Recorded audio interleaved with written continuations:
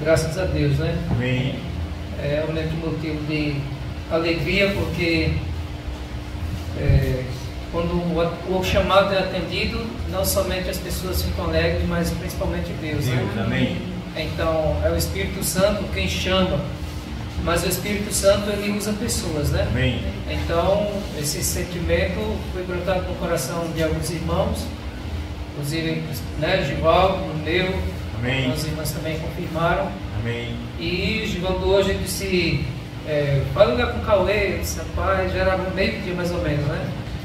Eu acho que ele não vai querer nada, até dei a sugestão. Então, Cauê, eu vou começar e você fala 5, 10 minutos. Mas a gente viu que Amém. ele aceitou e falou aqui Aleluia. de forma bastante espontânea e usada pelo Espírito. Amém. Né? Amém. E um fato que eu gostaria de mencionar, que ele não falou, foi uma oração que ele fez.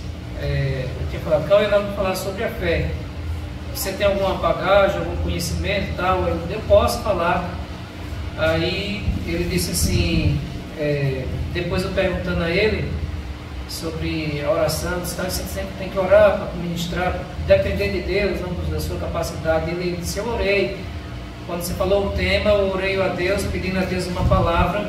E quando eu abri em Hebreus capítulo 11. Amém. Amém. Hebreus capítulo 11 é o capítulo todo ali praticamente falando sobre a fé, né? Amém. Então, graças a Deus que o Espírito Santo ele confirma e sela. E Amém. Né, todos os jovens, adolescentes, Deus está tendo um chamado para cada um na medida correta, Amém. né? Amém. Então, praticamente todos já desfrutam, já tem esse hábito, e no tempo certo, na medida certa, Deus vai comissionando, né? Então, sempre com humildade, né? Amém. Seguindo o caminho do Senhor. Amém. E Deus vai crescendo em nós. Então, na verdade, o tempo aqui já está no tempo correto. Só vou ler aqui uma história sobre Hebreus, com base em Hebreus capítulo 11, que mostra com respeito à fé, né? Diz assim: a fé é a certeza de coisas que se esperam, a convicção de fatos que se não vê.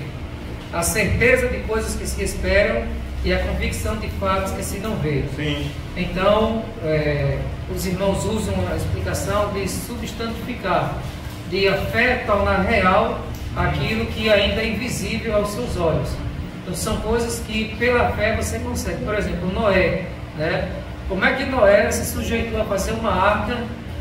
Como é que ele tinha certeza que viria o dilúvio? 40 dias, 40 noites, né? Despender grande tempo, praticamente ali 100 anos, né? Mais ou menos 100 anos ali, todos os dias, batendo madeira ali no sol. Já imaginou passar pela cabeça dele esse trabalho todo e não acontecer nada? Mas não passou isso na cabeça dele, ele tinha certeza. A fé é a certeza de coisas que se esperam e a convicção, né, de fatos que não se vê, como se ele já estava vendo tudo acontecendo. Então, irmãos, assim também precisa ser, né, em cada um de nós, coisas que nós pedimos a Deus, nós devemos ter a certeza que isso de fato está acontecendo, e a convicção, por mais que ainda não aconteceu, mas é como se no mundo espiritual já fosse gerado. Esse é o poder da fé. Então, eu ia até colocar a prova da fé, mas Cauê, desfrutando disso, já descobri até um tema aqui. Qual é o tema? Aí eu disse isso aqui: o poder da fé gera testemunhos. Amém. Eu acredito que é baseado nas testemunhas de Hebreus 11, né? Amém. Pela fé ali, tudo isso serviu de testemunho. Amém. Então, esse testemunho aqui que eu vou ler é de um homem da Coreia. Não sei se é da Coreia do Norte, da Coreia do Sul, ele é coreano, e ele contou a experiência de fé que ele teve. Diz assim, antes de entrar no testemunho, ele dá a introdução: a fé é a substância das coisas nítidas que se esperam. Se tiver uma ideia vaga de sua mente, então estará fora de contato com aquele que pode responder à sua oração. É preciso que você tenha uma meta clara e definida. Aprendi esta lição de uma maneira muito especial. Então, vamos ver aqui o estado desse irmão. Tinha estado no ministério pastoral, ele era pastor durante alguns meses, e era tão pobre que não possuía bens materiais nenhum. Era solteiro e vivia num quarto pequeno.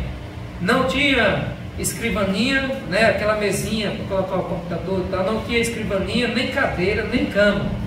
Comia no chão, dormia no chão e estudava no chão. tinha de andar quilômetros e quilômetros todos os dias para poder desempenhar meu ministério de ganhar almas. Mas um dia, enquanto lia a Bíblia, fiquei tremendamente impressionado pelas promessas de Deus. A Bíblia dizia que se tão somente eu colocasse minha fé em Jesus e orasse em seu nome, eu receberia tudo o que pedisse. A Bíblia também me ensinava que eu era filho de Deus, filho dos reis e senhor dos senhores. De modo que então orei dizendo: Pai, por que deve o filho do rei dos reis e senhor dos senhores viver sem uma escrivaninha, sem uma cadeira, sem cama e andar quilômetros todos os dias? Pelo menos eu poderia ter um escritório humilde, uma cadeira em que sentar e uma humilde bicicleta a fim de sair e fazer visitas. Achava que, segundo as Escrituras, eu podia pedir essas coisas ao Senhor. Ajoelhei-me e orei: Pai, agora estou orando, por favor, envia-me uma escrivaninha, uma cadeira e uma bicicleta. Pus toda a minha fé no pedido e dei graças a Deus. A partir desse momento, comecei a esperar a entrega dessas coisas. Passou um mês e não recebi resposta alguma. Passaram 2, 3, 4, 5, 6 meses e ainda continuava a esperar e nada acontecia. Certo dia chuvoso, eu estava realmente deprimido. Não tinha comido nada, estava com muita fome, cansado, deprimido e comecei a reclamar: Senhor, pedi-lhe uma escrivaninha, uma cadeira e uma bicicleta vários meses atrás e não me deste nenhuma destas coisas. Tu vês que eu estou pregando o Evangelho para as pessoas pobres deste bairro pobre. Como posso pedir-lhes que exercitem a fé quando eu mesmo não posso praticá-la? Como posso pedir-lhes que coloquem a fé no Senhor e vivam pela palavra e não pelo pão? Meu pai, eu estou tão desanimado, não estou muito certo disso, mas sei que realmente não posso negar a palavra de Deus. A palavra deve permanecer e tenho certeza de que vais responder. Amém. Mas desta vez eu simplesmente não tenho certeza de quando e como vai me responder. Se vai responder a minha oração depois que eu morrer, de que me aproveitará isso? E se vais responder a minha oração, faze-o rapidamente, por favor. Então sentei-me e comecei a chorar. Subitamente senti uma serenidade, uma tranquilidade invadindo minha alma. Toda vez que me vem esse tipo de sentimento da presença de Deus, Ele sempre fala, de modo que esperei. Então aquele cicio suave ressoou em minha alma e espírito, dizendo: Meu filho, ouvi sua oração muito tempo atrás. Exclamei abruptamente: Então onde estão a minha escrivaninha, minha cadeira e minha bicicleta? Ele disse-me em meu espírito: Sim, esse é o seu problema, o problema de muitos filhos. Imploram exigindo todo tipo de coisas, mas fazem com termos vagos que não posso responder. Será que você não sabe que há dezenas de tipos de escrivanias, dezenas de tipos de cadeiras e de tipos de bicicletas? Mas você simplesmente pediu-me uma escrivaninha, uma cadeira e uma bicicleta. Não pediu uma escrivaninha específica, nem uma cadeira, nem uma bicicleta específica. Este é um ponto crítico da minha vida. Nenhum professor do Instituto Bíblico me havia ensinado estas coisas. Eu tinha cometido um erro que resultou num abrir de olhos para mim.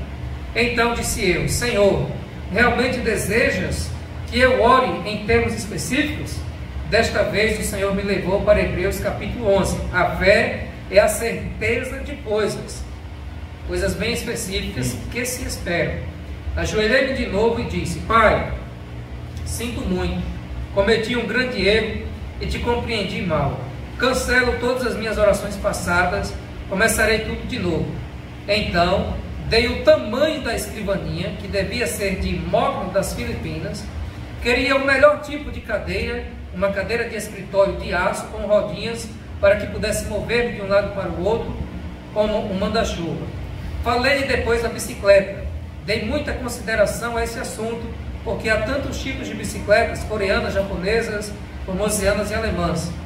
Mas naquele dia as bicicletas coreanas e japonesas geralmente eram muito franzinas e eu queria uma bicicleta forte e maciça. E como as bicicletas de fabricação norte-americana são muito boas, orei dizendo: Pai, desejo uma bicicleta fabricada nos Estados Unidos, com algumas marchas, ele especificou agora, para que eu possa regular a velocidade. É exigente, né? Mas vamos lá.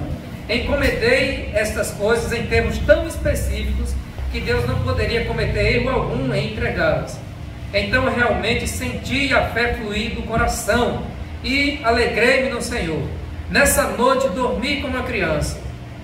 Ao despertar às 4h30 da madrugada, a fim de preparar-me para a reunião de oração matinal, repentinamente descobri que meu coração estava vazio. Na noite anterior eu tinha toda a fé que há no mundo, mas enquanto dormia, a fé bateu asas e me deixou. Não sentia nada no coração. Então disse: Pai, isto é terrível. Uma coisa é ter fé, mas é totalmente diferente conservar a fé até receber a resposta. Este é um problema comum a todos os cristãos. Podem escutar por algum tempo um pregador excelente e ter toda a fé que há no mundo enquanto ouvem, mas antes que cheguem a casa já perderam tudo. Sua fé bate asas e voa. Nesta manhã, lendo a Bíblia, à procura de uma passagem para pregar, repentinamente meus olhos caíram em Romanos 4,17. O Deus que vivifica os mortos e chama à existência as coisas que não existem. Meu coração apegou-se a esta passagem e ela começou a queimar-me as entranhas. Disse a mim mesmo: acho que podia simplesmente chamar à existência aquelas coisas que não existem como se existissem, como se já possuíssem. Eu tinha recebido a resposta ao problema de como conservar minha fé. Corri para a tenda que nos servia de igreja, onde as pessoas já haviam começado a orar. E depois de cantarmos alguns hinos, comecei a pregar. Expus-lhes essa passagem bíblica e disse: irmãos, pela bênção de Deus, já tenho uma escrivaninha de mogno das Filipinas, uma linda cadeira de aço com rodinhas e uma bicicleta com marchas de fabricação norte-americana. Louvado seja o Senhor, já recebi todas essas coisas. As pessoas ficaram a olhar-me de boca aberta, pois sabiam que eu era totalmente pobre e gabavam-me destas coisas e não podiam acreditar no que eu via. Pela fé, realmente, eu louvava a Deus, fazendo justamente o que a palavra de Deus ordenara. Depois do culto, enquanto saía, 3 rapazes seguiram e disseram: pastor, queremos ver suas coisas. Fiquei aterrado porque não tinha contado com a possibilidade de ter de mostrar minhas coisas. Ele disse que já tinha a escrivaninha, a bicicleta e a cadeira, né? Mas ele falou pela fé que já tinha, mas visivelmente não tinha.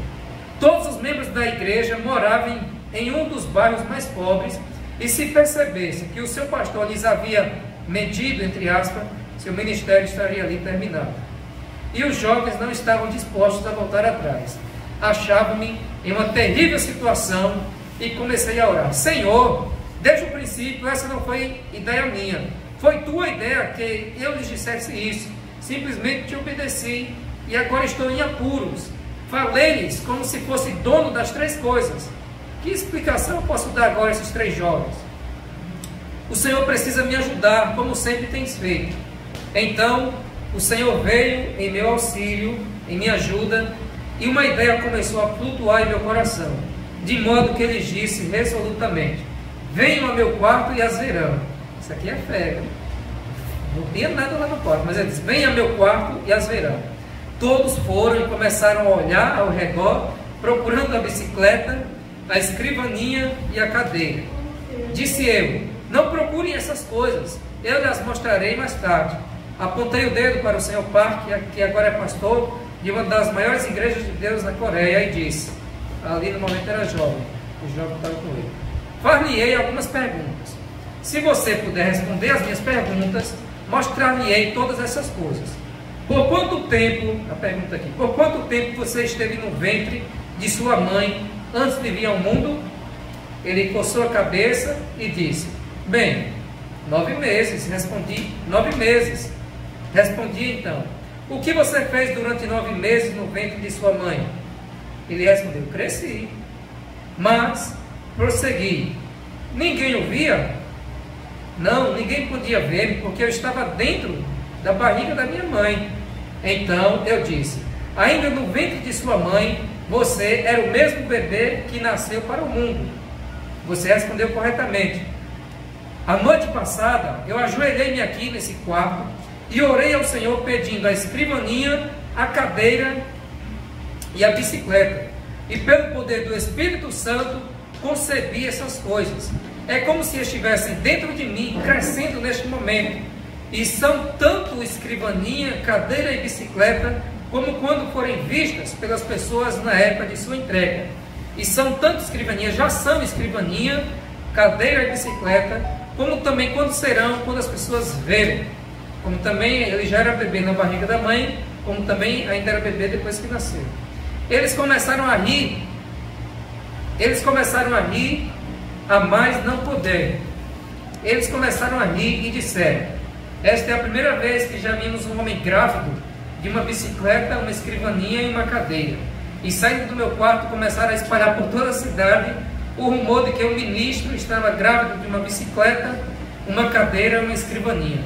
Mal podia andar eu pela cidade. As mulheres se juntavam olhando para mim e davam risadinhas.